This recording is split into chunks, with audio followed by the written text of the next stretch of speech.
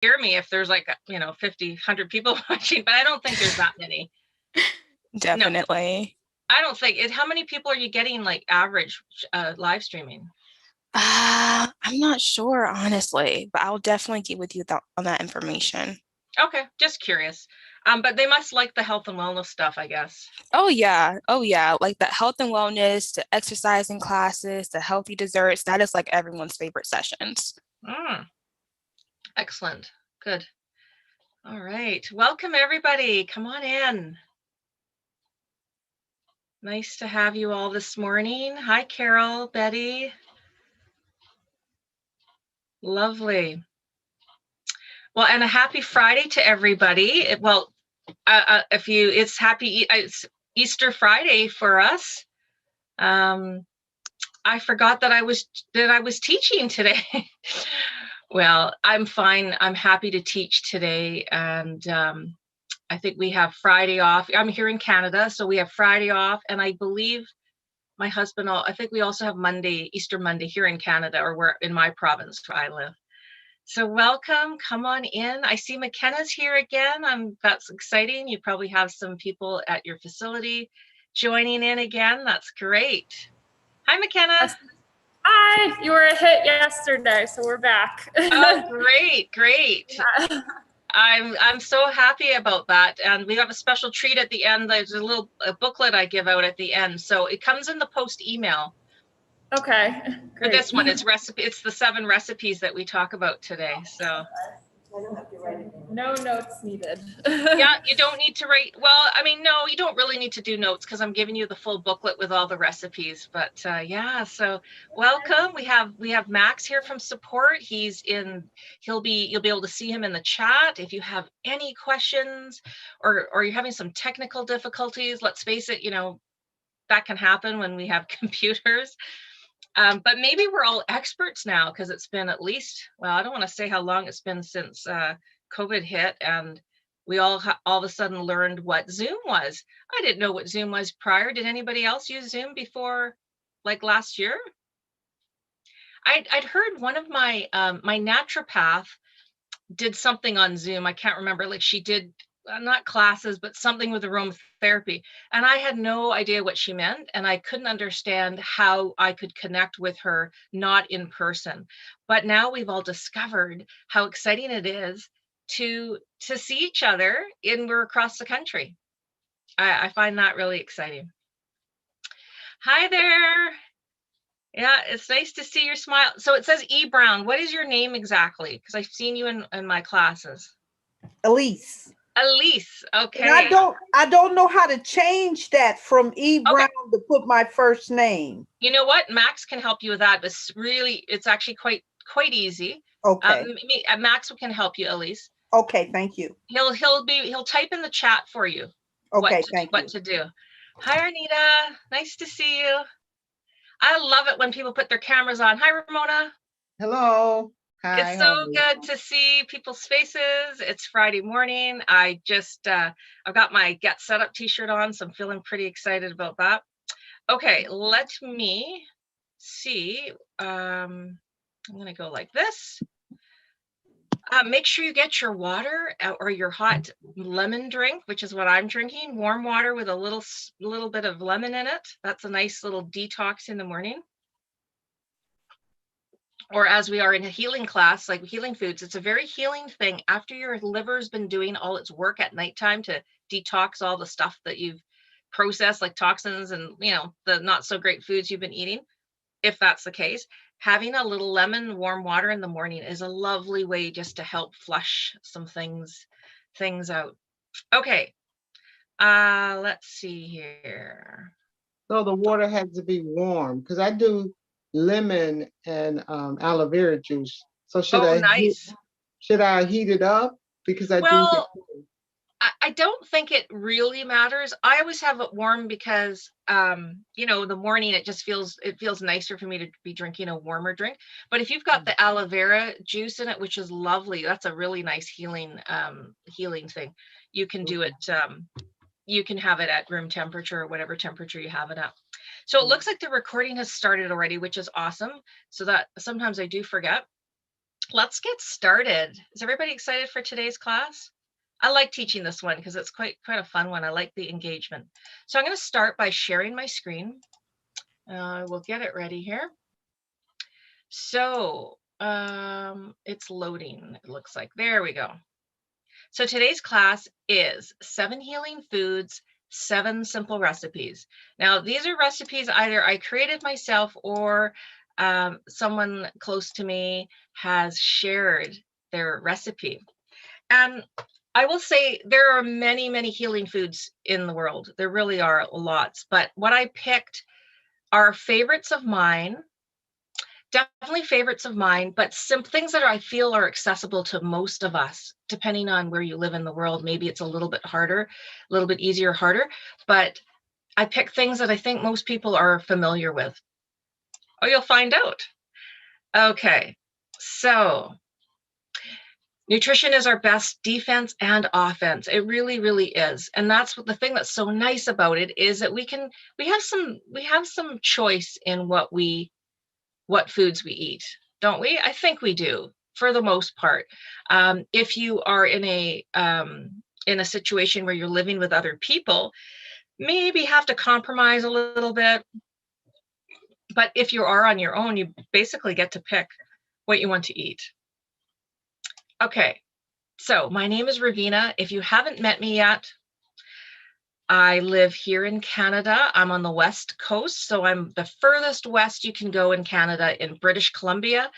And so if you're trying to think geography-wise, if you're in the United States, so if you think of Seattle, where Seattle is, and you just go straight 2 hours north, you end up in like Vancouver, which is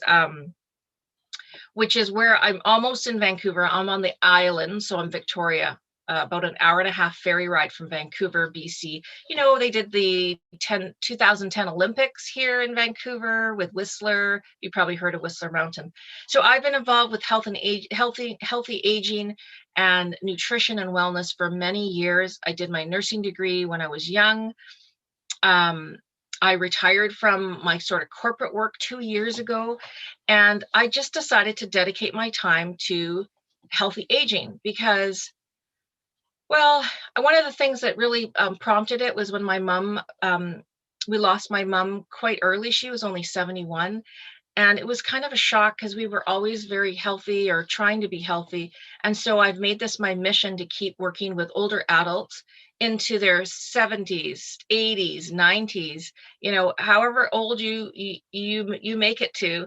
Why not live a vibrant life, not just live? So that's one of the reasons why I found a class on Get Set Up and it got me excited, and now I'm teaching here. So Get Set Up, just so you understand, is a fairly new company. They are they are a learning institute or learning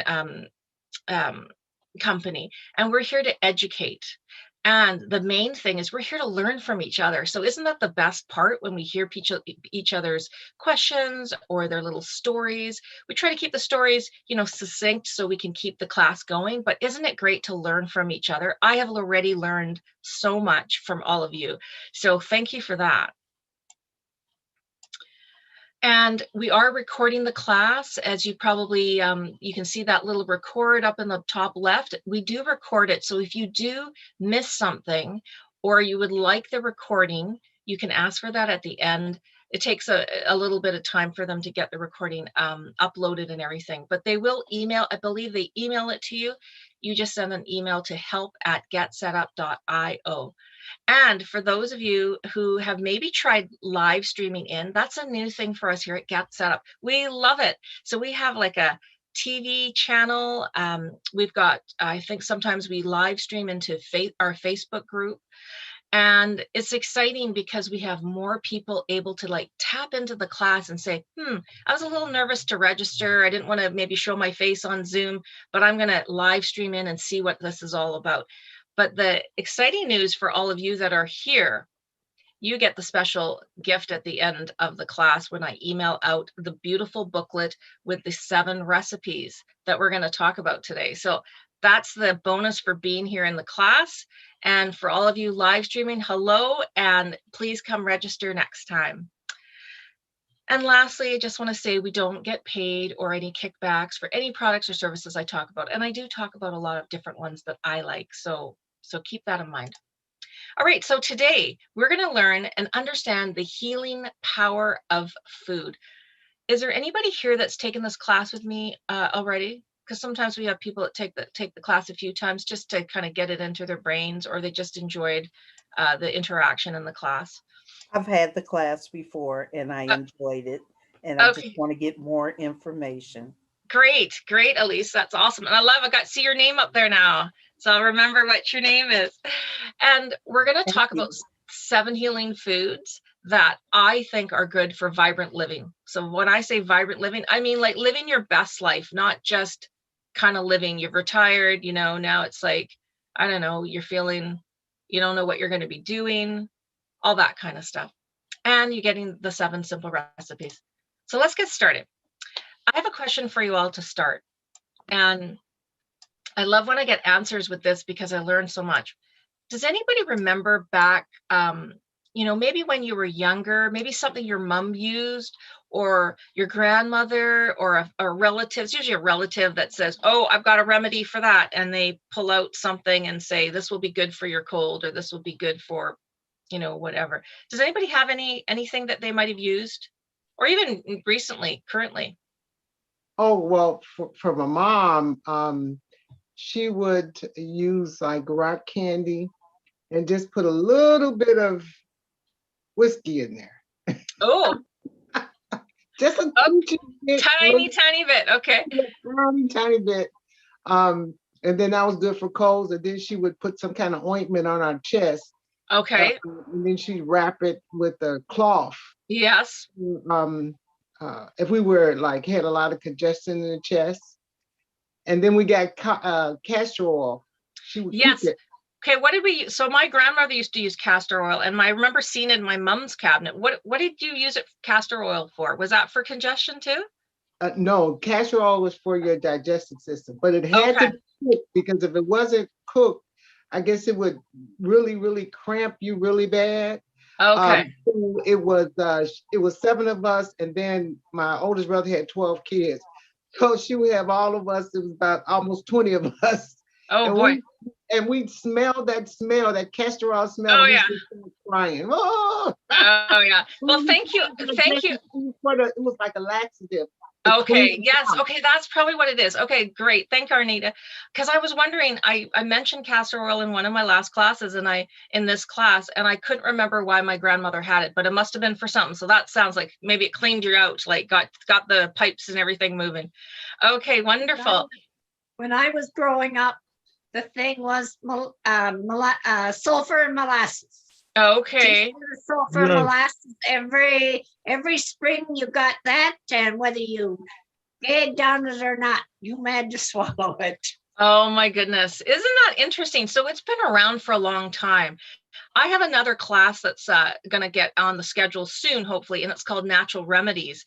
And that one's an exciting class that I just created. And that's going to deal with 7 common ailments that we might have as we were aging.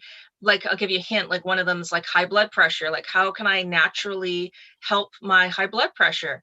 And so that class is coming. So I'll, stay tuned for that. But let's move on then. So let's talk about healing food. So what we've just learned then is healing foods and using things have been around for many years, from our parents or grandparents and maybe before that.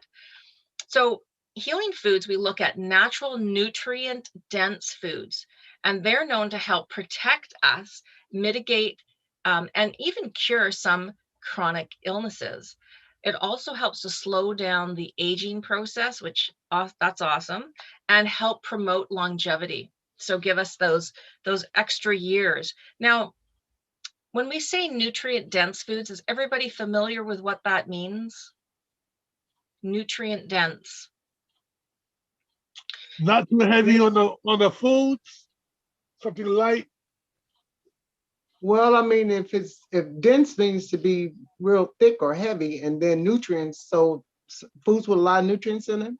Yeah, absolutely. You guys are a smart group. Exactly. When a food is nutrient dense, what it means is kind of like, I think in the nutrition, well, I've studied nutrition as well. I have my functional nutrition. But when you look at a nutrient dense food like a banana, for instance, it means the ratio of the calories in that food, the nutrients and like the nutrients, vitamins and minerals outweigh kind of the ratio, like the ratio is, it outweighs the calories that that food gives you. So it's packed full, it's dense, full of vitamins and minerals. And why is that important?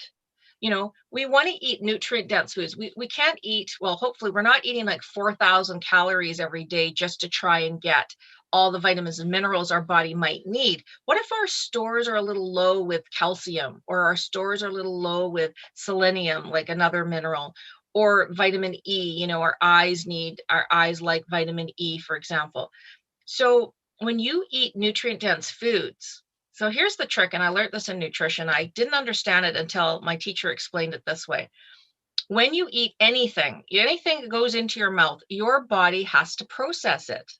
Like, you know, the good decisions and the not so good decisions. So if you put a banana in, great, you digest the banana, it uses some of those minerals and vitamins. Maybe it has to get something else, but most likely that food's so dense it's got the minerals to process and get it through your system. If you eat a bag of chips, which is always my example because that was my downfall, is bag of chips, are there any vitamins and minerals in a bag of chips? Probably not. So you still put it into your system. Your body has to break it down and process it. So what does it have to do? It has to sort of go to your stores and grab those vitamins and minerals it needs to process that food. So if you eat a lot of not nutrient dense foods, what's happening to your stores in your body? They're getting depleted. And that's why, unfortunately, in today's society, in Canada and like North America, United States and Canada, we have a lot of people that are overweight and undernourished, like starving themselves in a sense, because they don't have the vitamins and minerals in their bodies. So when we look at healing foods, we're looking for sure that they're nutrient dense foods. And the other reason, why are they healing? This is really key too for any of you that have suffered with swelling, like inflammation that you can see on the outside. How about the inflammation that's happening inside our bodies? That's the kind of unknown. We don't know how inflamed we are. Nutrient dense foods, like healing foods, are healing because they decrease and control the inflammation that we have in our bodies. Now, you can't always tell what are signs that we have some inflammation in our body. Can anybody give an example of something that happens to them if you're in, oh, I probably have inflammation inside? Probably pain, arthritis. Yeah, your Yeah. joints. Yeah, you can have pain, swelling. Yeah, that's kind of like a big sign, isn't it? When you're getting swelling. What about bloating? Like that was my big thing. I would eat something, maybe it wasn't the best food decision, and I would get bloated. You got to think something inside's not going well. Like something's not feeling very good if you have bloating. So inflammation is actually one of the main things for all of us to think about when we make our food choices, because inflammation can tip that gene from staying dormant, or your genes, the genes inside of us from our DNA, to tipping over to being what they call expressed into diabetes, into heart disease, into something. Inflammation is kind of like the root of one of the problems that can happen inside of us. It's kind of like the number one. And stress can bring on inflammation as well. If you go to the doctor regularly or you get your blood work, ask next time to get what they call the C, like the letter C dash reactive protein. Say, I'd like to get my C reactive protein tested this time, and that will tell you how much inflammation you have in your body. Now, if you are fighting an infection of any sort, like an ulcer or something, that C-reactive protein will probably be quite high, just so you have an understanding of it. All right. Healing foods, the whole power of natural medicine. We have many doctors now that are considering themselves functional doctors. So if you see that in your directory, functional medicine doctors, they'll call themselves that because what they look to food as a healing source, maybe in combination with medication, but maybe they want to just start with functional, like with the nutrition side of things to help heal whatever is your ailment. Dr. Mark Hyman, you've probably heard his name. If you're not familiar with him, you might have heard his name. He's been on TV. Yeah, he has, I think he's got quite a few different books out there. I think he's he's been on Dr. Oz. He feels very, very, very, very strongly that we should use nutrition as a central part of our healthcare. Isn't that exciting to think that, that gives us some choices here? Dr. Axe is another doctor, and he feels what you put in your grocery cart has a huge impact on your overall health. So next time you're grocery shopping and you think, oh, I better put the little treats in for the nephews or for the grandkids, or for hubby's going to need his XYZ, think twice about enabling them to just be eating, not so great food and nutrition. All right, so here we go. I have chosen 7 of my top favorites for healing for today. And as I said, I'm hoping that these are more accessible to all of us. So let's get started. The first one are apples. Yay. Now, we don't think about apples very often, possibly anymore, because guess what? We have 1, 2, 3, 4 different variations in our grocery store or more. There's always different varieties of apples in the grocery store. Remember the old saying, an apple a day keeps the doctor away. And there's some real truth in that. You'll see why. Because apples are hugely high in pectin, which is a type of fiber. We've got this beautiful soluble fiber in apples that help to cleanse and sort of clean our system as it gets digested through. So if you're having a few, issues with digestion, I would recommend, and talk to your doctor about this, but I would recommend, hey, why not try having 1 apple a day? Get to the grocery store, or online, get your apples. If you're having a hard time biting into the apple because of maybe your teeth or you just don't like biting into apples, you get your apples nicely washed, you cut it up, core it, put it in a little bowl, and then you can sort of bite. It's a little bit easier to bite as opposed to going right into the apple. Apples are amazing. And they're very, very good for our heart health. So I like the Granny Smith apples. And I use the apple core. That is so nice. Nice. Yeah. Yeah. And let's face it, we don't have time to go into them all, but there are many different types of apples. Look for something that's kind of local in your area. Try out some of the new apples that they have. Granny Smith apples are a unique apple because they are like the least sweet, I think. If you like that tartness, which I grew up with because we had a green apple tree in our backyard, I kind of got used to it and I loved it. And so I like the Granny Smith, and remember, Granny Smiths are quite healing. Like if any of you have ever been on a cruise, it's been a long time since the cruise ships have actually been able to go. That's one of the things. If you're feeling a bit seasick, what do? They give you like little dry crackers and Granny Smith apples to kind of settle your stomach or kind of get your, so there is healing in those specific apples. And you'll be excited. You'll see what the recipe is at the end. The next food, wow, ginger. I'm hoping, okay, so sorry, I just noticed the comment here from Gina. So yes, I can comment on that, Gina. We'll just step back for just 1 second to apples. So with apples,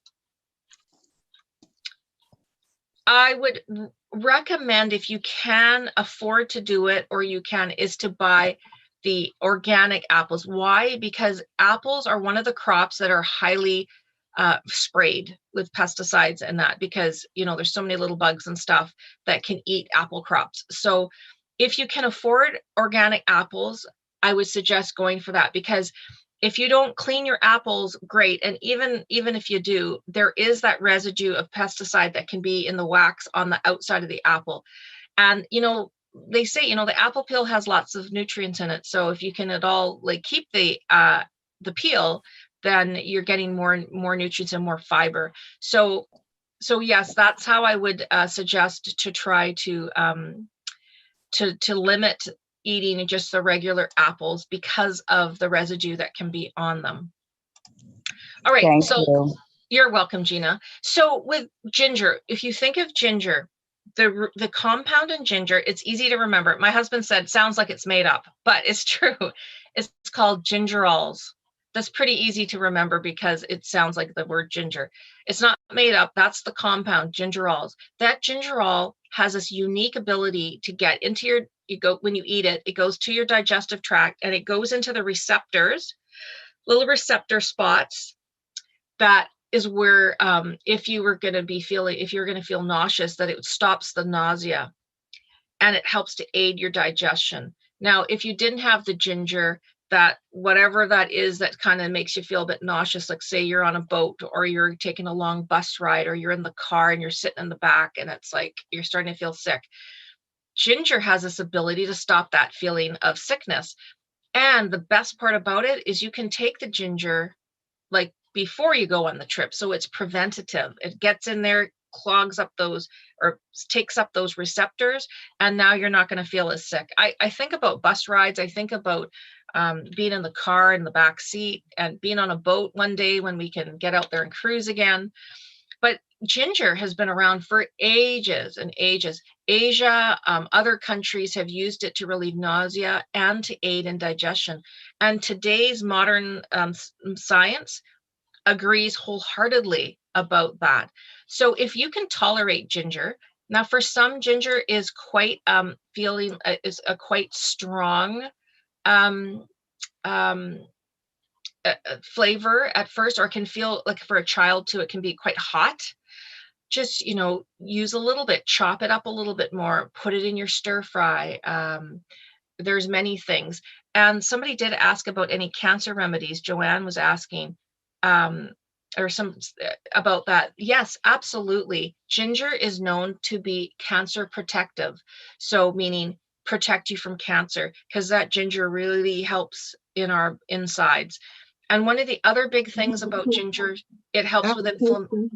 Regarding the ginger, when I bought a piece, it looked dirty. So how do you clean it? Do you have to clean it? Because even that piece I saw in the picture, it didn't look clean. So how do you clean it? Do you soak it first and then rub it? Yeah, so it does have that kind of look to it. And I'll just show you real quick. With ginger, first of all, if you don't use it a lot and you don't want to waste it, get it in a Ziploc freezer bag, put it in your freezer. When you need it, pull it out a couple minutes, chop off a little piece of it, put it back in the freezer for around 3 months at the most, okay? So with the ginger, it does look kind of dirty, or you do want to peel it. So you take your piece of ginger, you take the back of a spoon and you scrape, and it will scrape off just the skin, okay? It kind of like this. This isn't ginger, this isn't a spoon, but just bear with me. Instead of trying to peel it, because it's all bumpy, it's hard to peel with a potato peeler. Use a spoon and just dig into it, and it will just take off that layer. So you get down to that orangey, yellowy, white. Okay.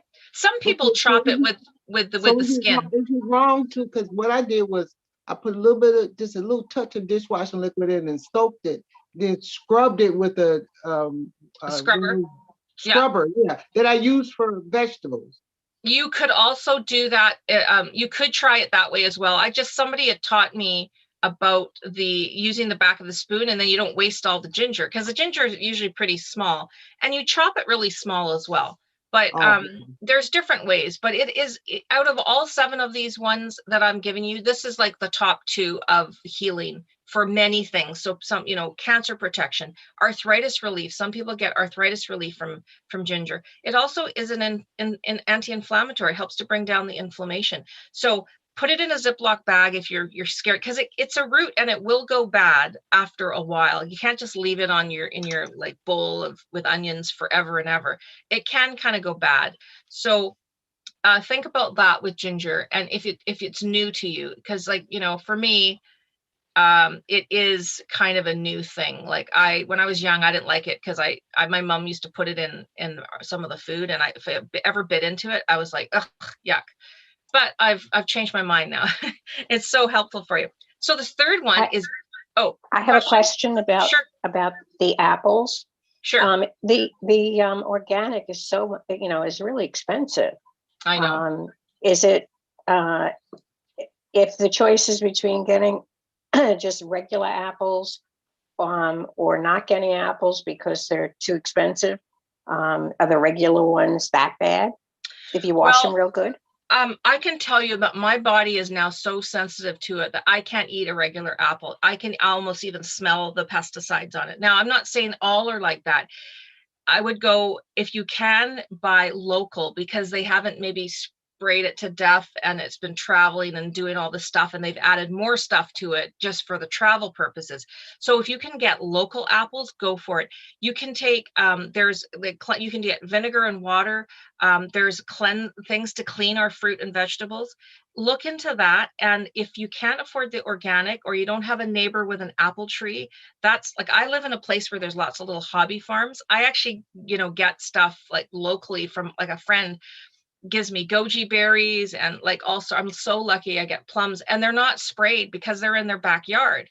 So kind of look for that. I get it. We all can't afford to go to Whole Foods and do our big shop, right? I go to Whole Foods and I buy one or two things. So I don't want you to not eat apples because they're that valuable to us. God put apples on earth for us. I mean, apples it's a great magical healing food, just because of the fiber in itself is so good for our hearts and so good to just get the system going. You'll feel fantastic if you eat an apple a day. I'm going to guess that you'll feel better having an apple. And if you're really worried about it, just peel it. If you're really, really worried about it, still get your apple, peel it, and you're still getting all that beautiful fiber inside. Okay. All right. You can't tell the difference between organic and not organic, because there was a big scandal regarding the farmers who were trying to save money.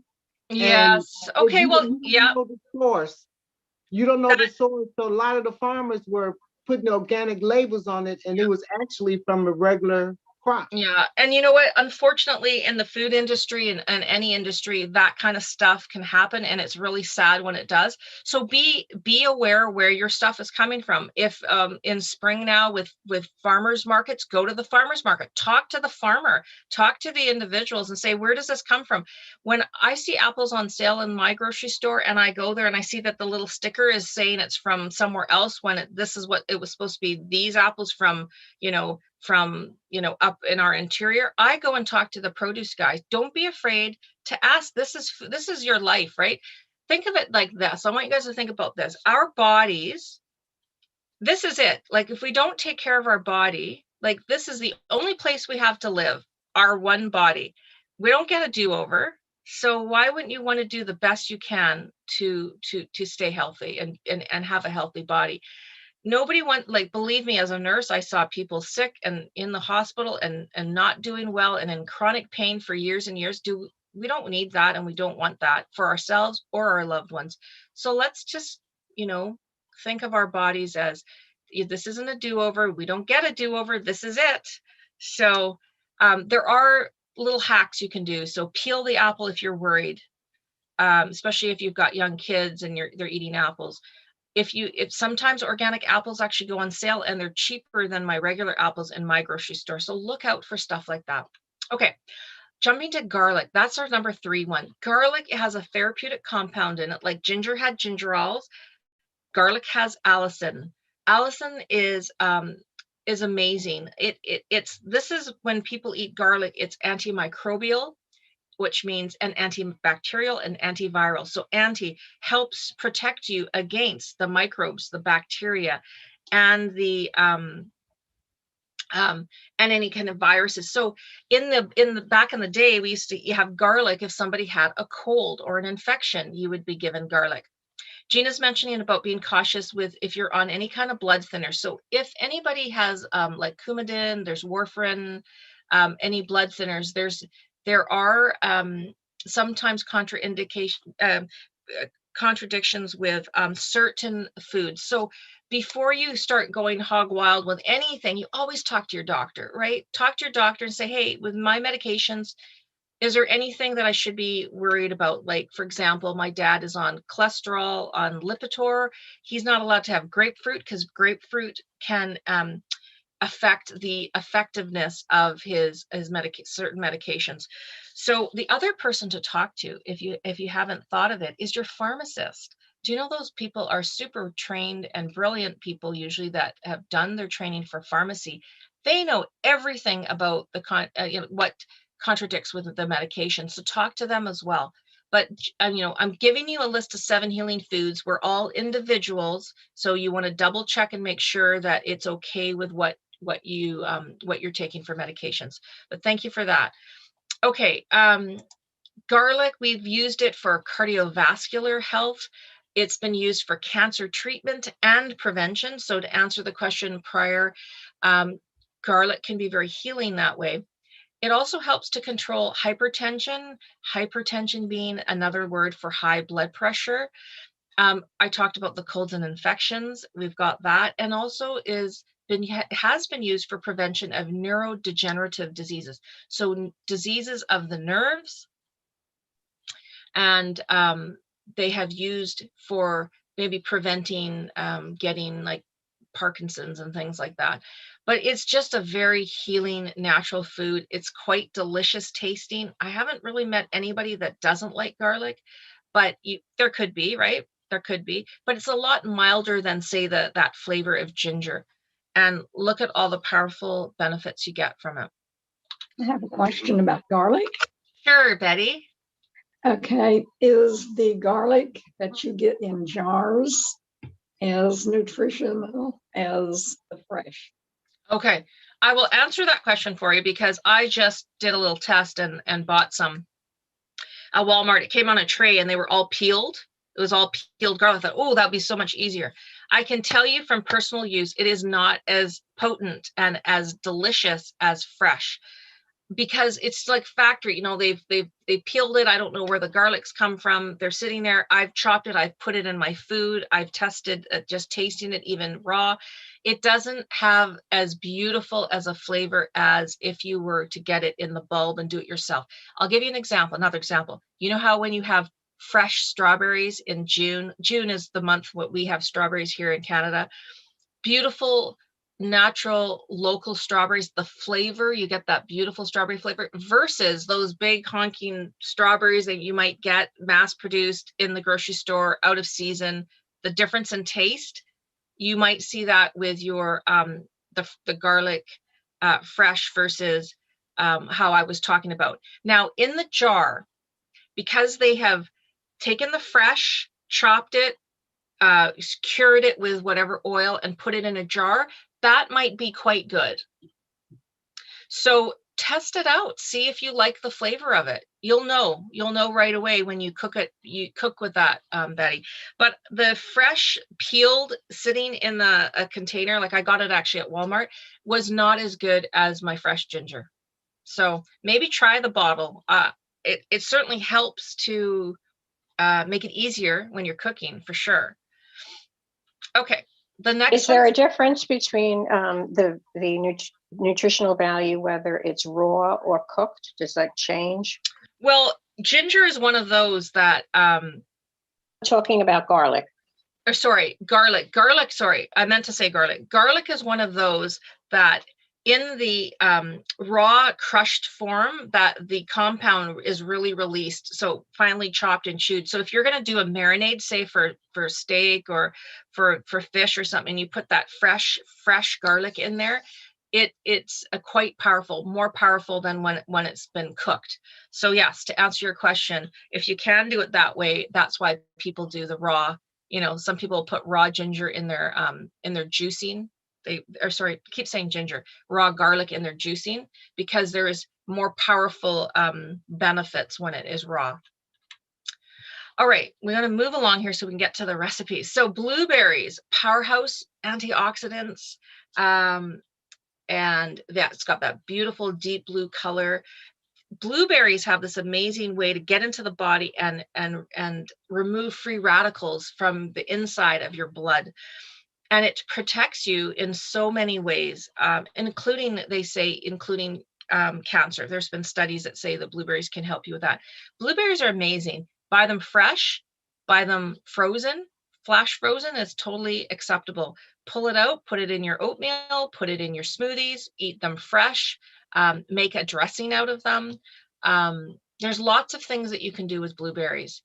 And if you've taken my brain class, now, did we just do that yesterday? Yes, whoever was here in my brain class yesterday, optimal brain health, blueberries, one of the brain foods. Your brain loves blueberries. Yeah, and they're very good for the heart as well. So the fifth food that might be a little bit of a surprise for people, especially if you're not a fish lover, is salmon. And why is that? Salmon's one of the fatty fishes. It's so packed full of what we call omega-3 fatty acids, essential to us as humans. We need omega-3 fatty acids to survive. It helps with all sorts of different systems in the body. And if we don't have, and we can't create it ourselves, we don't produce it inside, like say vitamin D. If you get sunshine on your skin, you can create and make vitamin D in our bodies. You cannot make omega-3s in our bodies. So we have to get it from our foods. So salmon is very healing because of that reason. The other thing is the anti-inflammatory properties in salmon is phenomenal, probably because of these omega-3s that are in there. So let's just talk. I like to ask real quick, what other choices do we have for omega-3s? This is just a learning chance here. We get it in our salmon. Where else would we get omega-3 fatty acids? Sardines. My mom used to give us sardines when we were little. Sardines and crackers. Yes. That was a snack for us as kids. I'm glad you had it as a child, because now my husband has a real hard time when I open a can of sardines because he didn't grow up with it. Now we grew up with it. My mom, this is another quick little recipe. You can open sardines, which is usually very inexpensive in the grocery store. Typically don't get the ones with all the mixed and stuff, and sometimes there's sugar, but get the regular sardines, chop it up, and then take an onion and chop your onion super fine, like mince it. You mix that together in like in my culture, like my mom used to call it chonko. It's mixed with the onion. It's delicious. And you eat that with a little bit of rice or on the side of something. It's so good. Packed full Skinless of and boneless is what I like. Yeah, you can do that. Yeah, you can get the skinless, boneless. It comes in so many varieties, but so omega-3s, sardines, salmon, mackerel. What about vegetarian options for those who are vegetarian? Flax seeds, chia seeds, hemp seeds, walnuts. Those all are packed full of omega-3s. Oh, yes, walnuts. Yeah, flaxseed oil. I'm not a big fan of flaxseed oil, Gina, only because it can go rancid so quickly. And I want to make sure that people do not cook with it. It's very fragile. For cooking, I would use the avocado oils, the coconut oils. Those have a high smoke point, we call it, so that, because as soon as your oil smokes in the pan, it's gone rancid. It's bad. It's like putting toxins in your body. So if you're what about if you keep it refrigerated and you just mix it with a salad or with absolutely beautiful, perfect.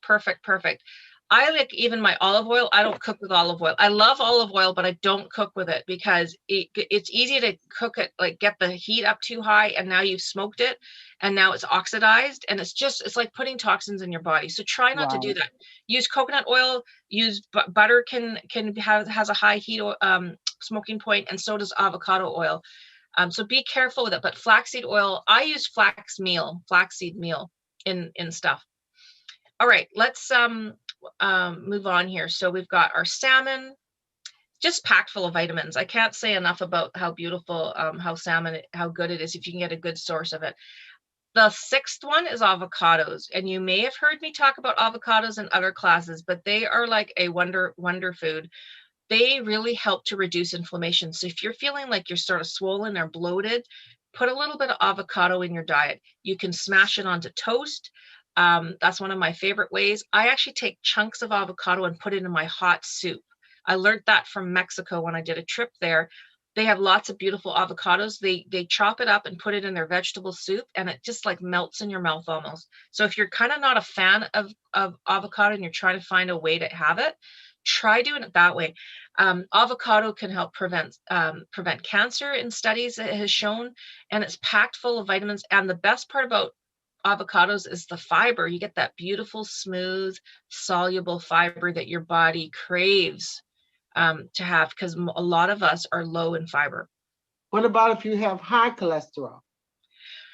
If you have high cholesterol, that means you've got the bad cholesterol. Because the good cholesterol, the HDL cholesterol, where avocados would help the HDL, the good cholesterol, if that's high, your overall cholesterol reading will be better than if you weren't eating avocados at all and you just got all that low LDL cholesterol. So if you've got high cholesterol, talk to your doctor and say, hey, is it okay for me to have avocado?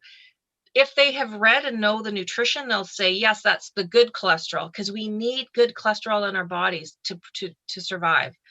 We definitely do. And the last food that I'm going to mention, which I'm going to say out of all 7, this is the most powerful. If you don't know much about turmeric, I'd love you to do a little research on turmeric. Turmeric contains the compound curcumin, not the same as cumin. Cumin seeds is a whole different thing.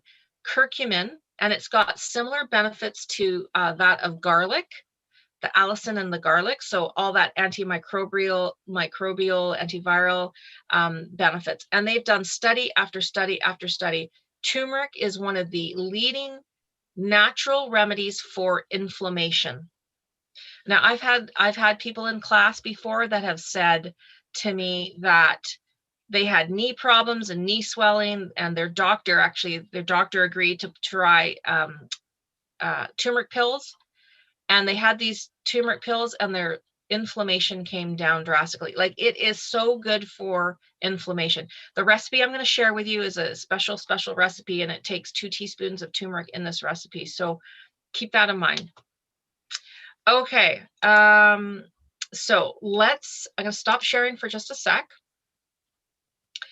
And I'm going to get to the handout now. All right. Does anybody have any other quick question before we move on to showing the recipes? Got lots of good time here. Okay.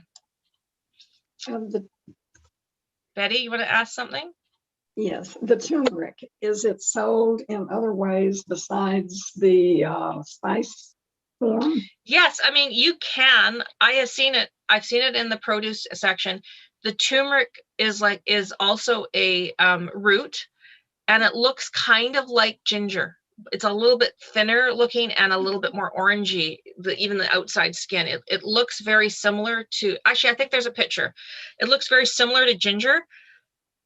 What I will say about turmeric is very staining. It stains your fingers, it stains your counter. That yellow is like strong, powerful color.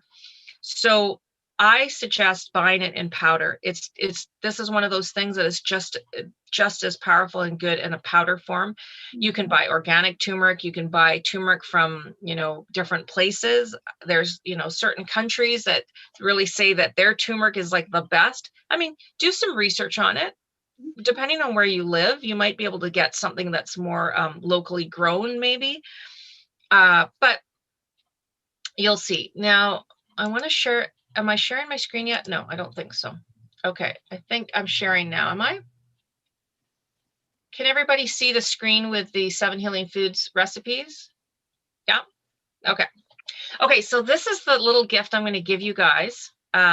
Great, thanks, Joanne, that you're going to get. So this little recipe book that I created. So we're going to just go real quickly through the 7 recipes that you're going to get. So the first one is to teach you about how to make a chunky applesauce. This recipe, I've tried different ones. I make it in my slow cooker. Does everybody have or a crock pot? Does everybody have one of those still? No, I do not. No? I have to use the stovetop. Okay, well that can work as well. You have to just be more like mindful of what's going on the stove. If you know, you can go to a flea market or a garage sale. Well, we don't really do that kind of stuff right now because we're all being very careful. But I have had different crock pots over the years. I got my grandmother's. I got hers, and I got another one that's actually was bigger and more oval because I could actually do a whole, you know, chicken and stuff in it. But I love slow cooking. I love it because you can put it on pretty safely and leave it, and then, you know, go off and do other things. This Then recipe, they have those small 4-cup crock pots too. The small ones that hold only 4 cups for single people. yeah, you can use those too. You can't stick a whole chicken in it probably, but you can definitely make applesauce in them. Yeah, that's what I was talking about for the applesauce. Absolutely. You know, you might want to cut down what you put in. I do around 6 medium apples. Now, this is the key. I want you guys to like promise me you'll try it this way, okay? Don't add sugar. Don't add processed refined sugar to your applesauce. Try it without. Believe me, if you put a nice mix of apples and you add in your flavoring, like some cinnamon, like you can see from the recipe, I like a lot of cinnamon. Cinnamon is a healing food in itself. It helps to keep your blood sugar down. So add the cinnamon. One of the learners talked to me about a pinch of nutmeg or allspice, so I added it to the recipe because she gave me that tip. And just put a little bit of water because the water will start coming out of the apples, and then it'll get too watery if you add too much water. Okay. It might feel in the beginning, you're like, oh no, like there's not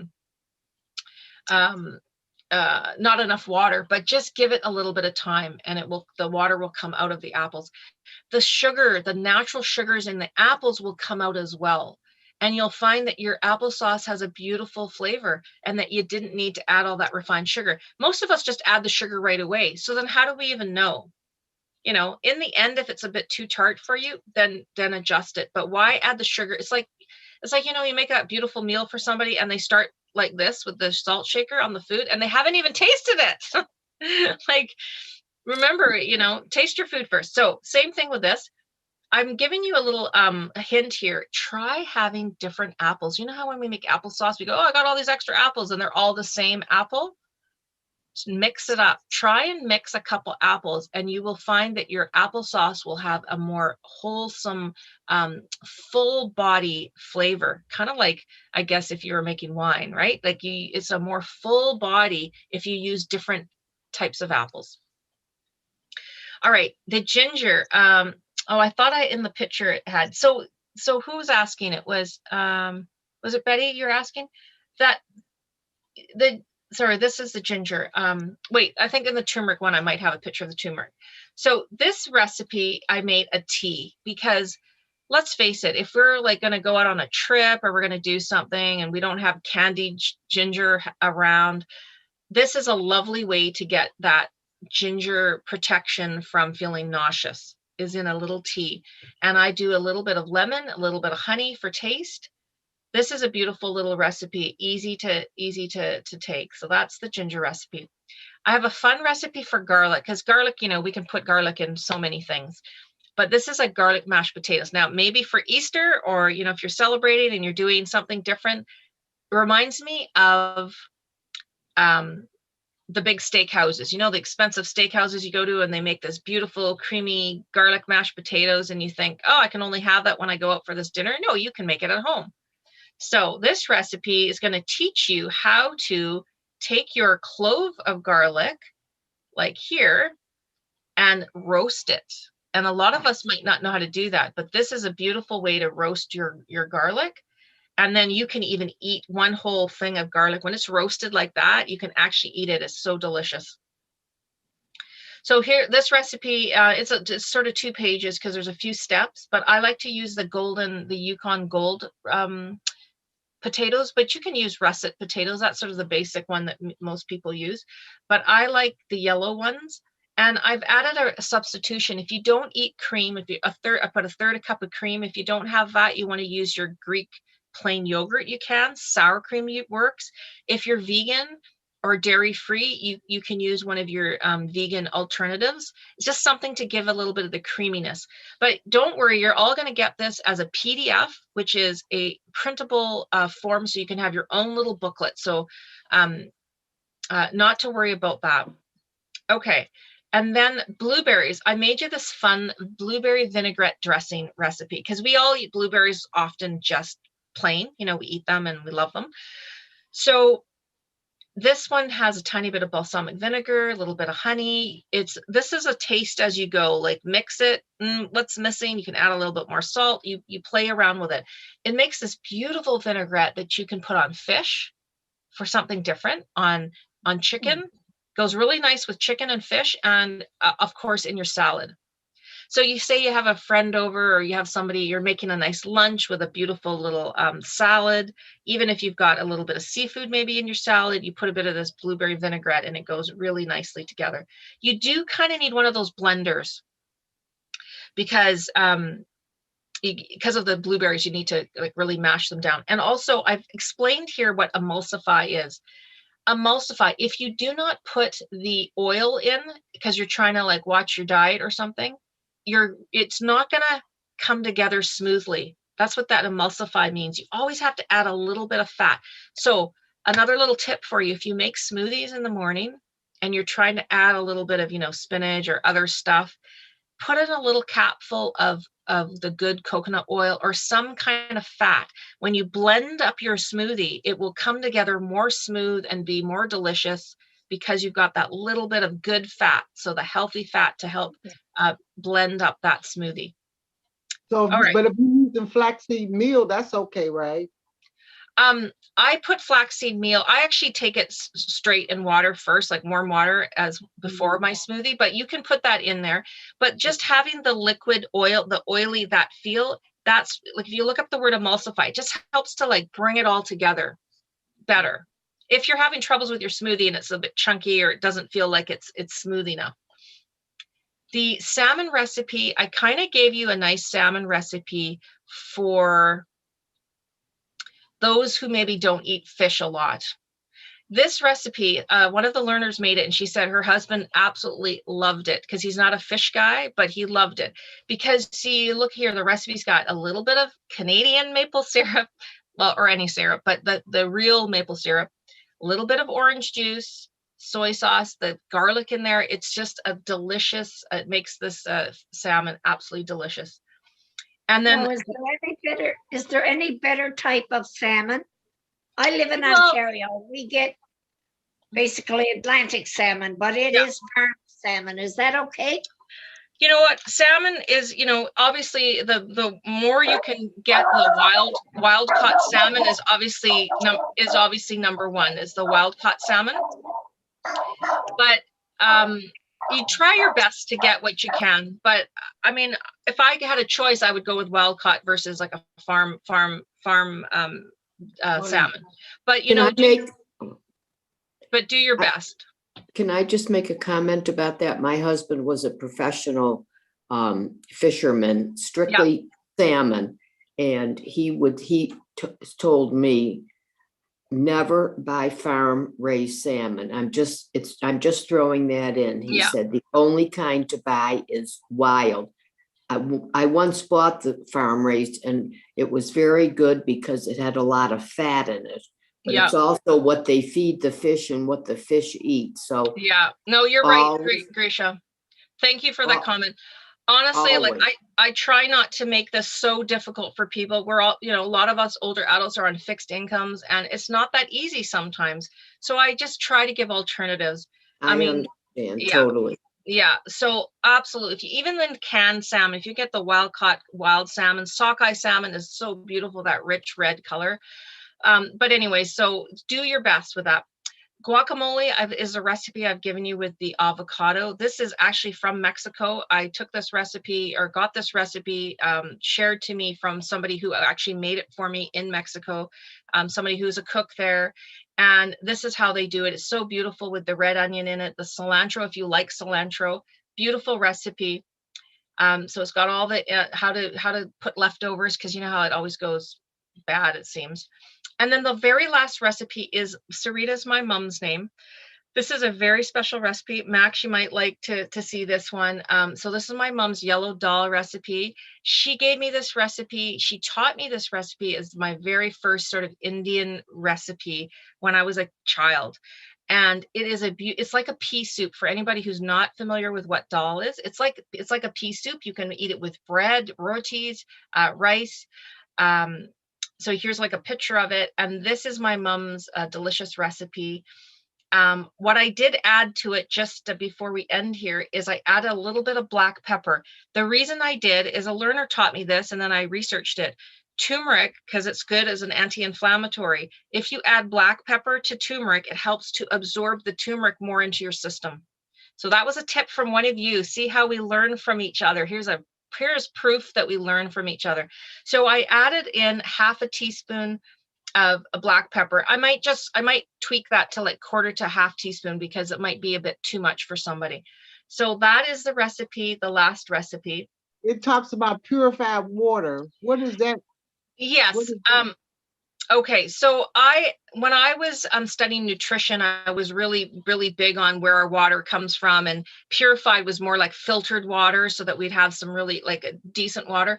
I'll probably take that out. So if you're drinking your tap water, then obviously you think your tap water is good. That's fine. Just use a good source of water in it because it does make a difference in terms of flavor. So there you have it.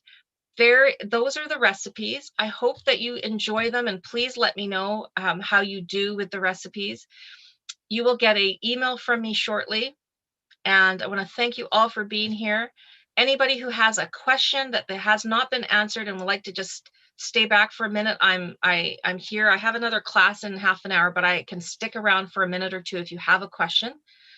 Enjoy your weekend, and I hope to see you in more of my classes. Thank you very much. Thank you. You're very welcome. Great. Thank you, and enjoy your cooking. So with some of those things, it's hard on the stomach. How do you alleviate that? Like well, the garlic. I would suggest, yes, for some people it might be, and there are some people who might not tolerate certain things. So I would say start with baby steps. Like if ginger is sort of like something your body's not used to, start with a little bit of tea. Chop it really fine and throw it in like a little bit of ginger into the big stir fry. Just try it out that way, test it out. We are all individuals. So remember, doesn't mean that all of these 7 foods are going to be fabulous for all of us, because what if you're sensitive to one of those foods? You might be. It might cause acid reflux or something. So just be mindful when you're bringing anything new into your diet or into your body to check it out. Like maybe for one person, garlic is amazing. For somebody else, it causes something else.